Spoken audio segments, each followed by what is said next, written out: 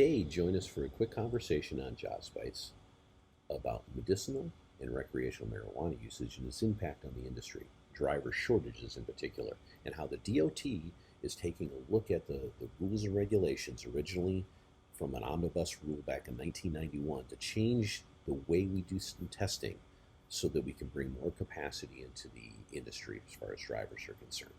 How it impacts us, is it right, is it wrong? Let's talk about it a bit today from my point of view and see if it's time to make a change. I'm Chris Joslin, your host, and this is JOZ Bytes. So it was over 3 decades ago that Congress passed a law requiring the safety-sensitive interstate transportation workers to be screened for workplace drug and alcohol use.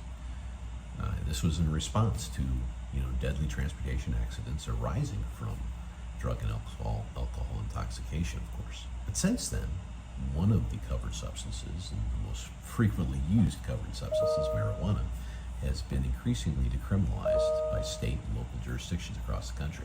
Despite marijuana's alcohol-like status in many of these states, transportation workers' drug tests for marijuana use continue to reflect kind of a bygone zero-tolerance approach.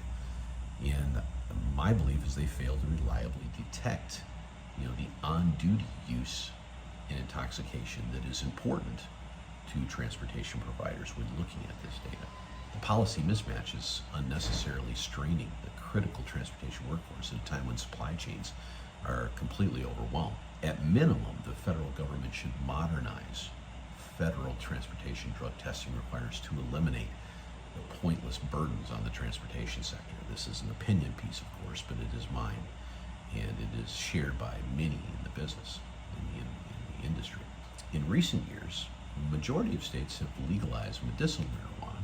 In 18 states, including Guam and the District of Columbia, have legalized adult recreational use of marijuana. In addition, 14 states, plus the District of Columbia, generally prohibit employers from discriminating against employees who use medicinal marijuana and test positive for marijuana in the drug test. Now, Nevada and New Jersey prohibit employment discrimination for recreational use as well.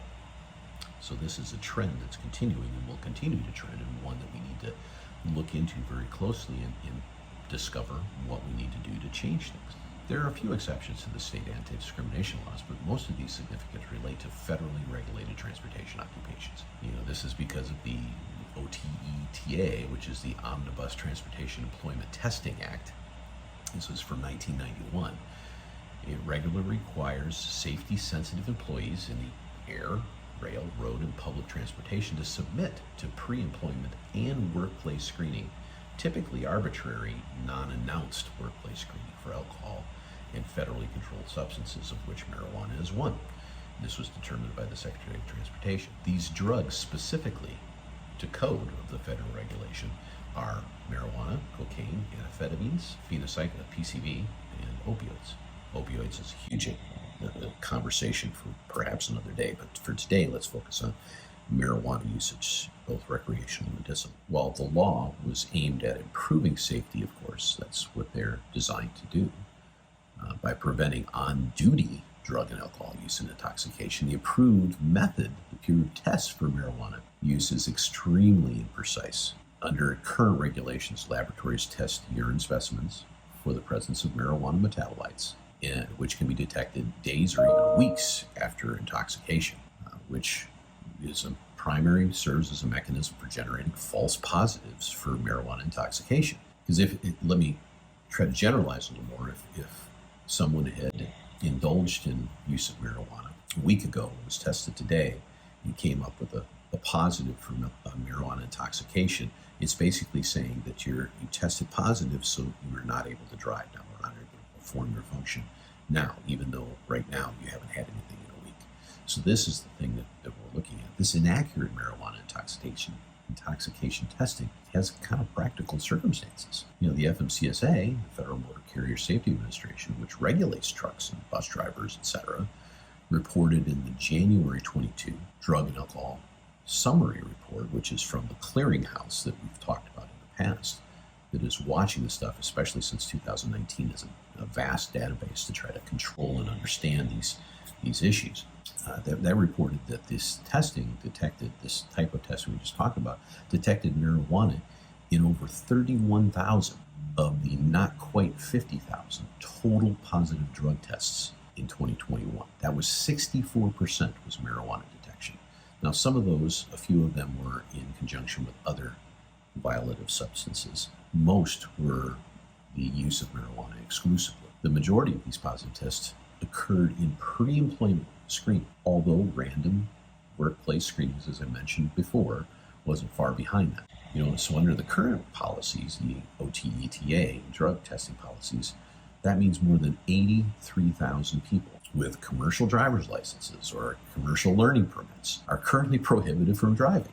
Now, if we think about that a minute, that is nearly the same as what the statistics say today is the driver shortage of around 80,000 drivers, which is estimated by the American Trucking Association. So the FNCSA is not alone with marijuana playing an outstanding role in the positive tests. The Federal Transit Administration as well reported that detecting marijuana in 77% of the positive drug tests, and that's more flight related, things like that, other federal transportation venues. So if marijuana were still universally prohibited in the United States, the extreme imprecision of this urine test for marijuana could perhaps be justified on misguided zero tolerance policy grounds. And to be sure, marijuana remains a federally prohibited Schedule I controlled substance. But times have definitely changed, and federal regulation should be amended to accommodate for these changes.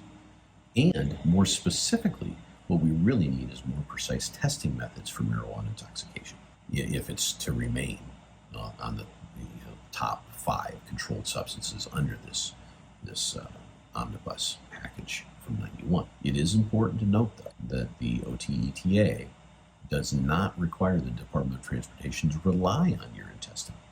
So some changes can be made, nor does it require the Department of Transportation to test for marijuana at all. Now, that's not what I'm advocating. I'm not advocating any particular overall change, but I am saying that change is needed in this venue, especially under current circumstances in the logistics industry that we're looking at today. The selection of 5 controlled substances and how they are tested is at the discretion of the Secretary. It's at the discretion of Buttigieg right now. In fact, the current Department of Transportation drug testing regulations explicitly prohibit laboratories from testing DOT specimens for any other drugs other than the 5 controlled substances listed. But in practice, the Secretary of Transportation isn't interpreting this, this OTETA, and implementing it in a vacuum. Despite the broad discretion that the DOT possesses related to transportation workforce drug and alcohol testing programs, it has long followed the Substance Abuse and Mental Health Services, the SAM HSA, an administration agency of the Department of Health and Human Services. It's followed their guidelines for the most part since back in the 80s, and that had required only urine specimens to be collected and tested. Now, back in 2015, there was a proposed update of the mandatory guidelines to permit oral fluid, saliva testing instead, which is more indicative of current intoxication levels. It would change dramatically the drug clearinghouse listing and percentages of marijuana use and how it impacts the driver pool. In contrast to the days and weeks following intoxication, the marijuana can show up in the urine as an example. Oral fluid tests, saliva again, generally do not detect marijuana use for more than 1 to 3 days prior. Think about that huge difference. We go from a week or more to 1 to 3 days.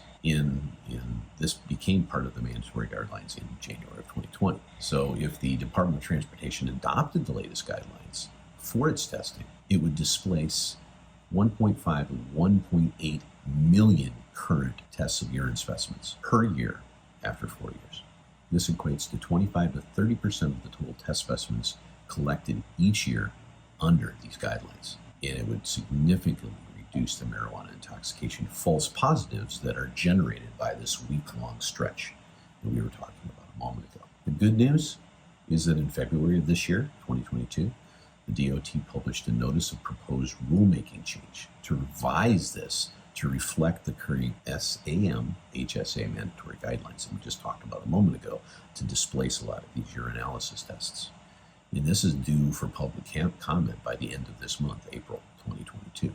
So there is some really good on this impacts, we've talked in the past podcasts about driver shortages and whether we really even have them or not. And there's a lot of data around that to suggest that this is regulatory burden placed on an industry that's created this amount, at least in part, this amount of driver inadequacy or capacity issue. And I've referred to it many, many times. The MIT Transportation Lab has come up with the idea that another 14 or plus minutes on the road actually physically driving, which can be impacted by multiple things, would eliminate the driver shortage entirely. But here's another avenue to go to look at this testing. And so while adopting an oral fluid testing alternative urinalysis won't eliminate, all false positives, of course, for on-duty intoxication, because again, there's that 1 to 3 day window. It would surely improve it overall. Think about that for a second. If you took that additional, there's 83,000 current CDLs that are not being used because of this particular situation, and turn that around. Not all of them would come back to driving, of course, but let's say half of them did. You eliminate half of your driver issue overnight by doing something like this. So it's important to note. You can go to the Drug Clearinghouse website and look a lot of this data for yourself and analyze it and take a look and discover for yourself that this is by far the most used drug that is analyzed. And opiates is on that list, and that is one that is rising dramatically and something to watch in the future, because it has devastating consequences on the populace, including those that are behind the wheel. So a lot of different aspects to look at, but it was real important for me to get this out there and talk just for a brief moment about my thoughts on this, which, just to reiterate, look at current circumstances, what's going on with marijuana in general, how it's being utilized, how it's being legalized, and understand where the future of that is going and how it impacts a industry that is in very high need of better safety all the time, but is someone that uses recreational medicinal marijuana a week ago or 3 days ago or 4 days ago really impacting the safety on the highways? That is a further question that could be debated. But having looked at this in understanding that we're treating marijuana very much like alcohol, and yet we don't ban the use of alcohol off duty in days and days prior to actually getting behind the wheel as a prerequisite for actually driving and making a living as a trucker. These are things that we as individuals, companies, and as an industry in general need to think about as we dive into the future and try to fill the gaps in what we need to as far as the labor pools are concerned. So once again, I appreciate you joining us for just a few minutes for this brief conversation today. Looking forward to talking again very soon. But from my opinion, is we've got to change this. We've got to change it now.